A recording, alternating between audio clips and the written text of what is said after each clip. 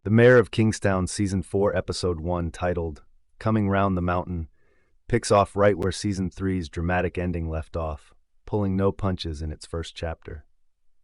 The acclaimed crime epic, developed by Taylor Sheridan and Hugh Dillon, who plays Ian in the series, continues its multiple turns from the previous season, with Iris permanently out of the picture and Kyle on a fast road to prison.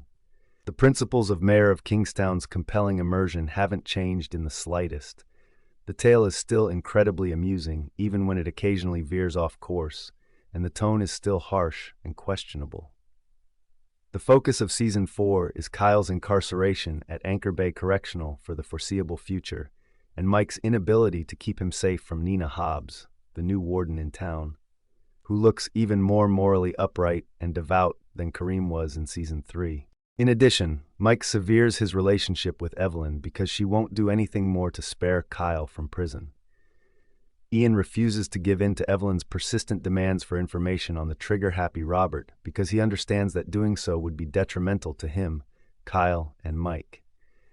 It appears that Mike will need to rely entirely on C.O. Carney, Bunny, and even Callahan for inside assistance in order to keep Kyle safe because his official lines have already been cut off. The Season 3 cliffhangers that left Kyle in police jail and Iris dead from an overdose might have been relegated to a lower program than Mayor of Kingstown. The fact that Season 4 immediately returned to the aftermath of the bridge gunfight in the previous season's finale and is actually acting out the unexpected circumstances it set up excites me. Mayor of Kingstown is undoubtedly not one of the many TV series that abandon their season-ending cliffhangers as soon as a new season begins, which requires a great deal of creative courage to both try and succeed. Because of its strong identity, Mayor of Kingstown is currently one of the most dependable crime dramas on television, if it wasn't previously. Mayor of Kingstown hasn't forgotten what kind of program it is for a single frame, in contrast to other Sheridan series like Tulsa King, which has changed its tone and leaned into new subgenres in its most recent season. Even though there are more shootouts and stabbings, the show moves so smoothly from scene to scene. There is no fluff at all, that you don't really consider what is and isn't realistic. I believe it was the proper choice for the show given that we are certain Iris is dead, unless she pulls a Milo at the end of this season and resurrects. In the first 3 seasons, sending her back and forth between Joseph, Milo, and Constantine was successful but extremely monotonous. It seemed as though the writers weren't really sure what to do with her character.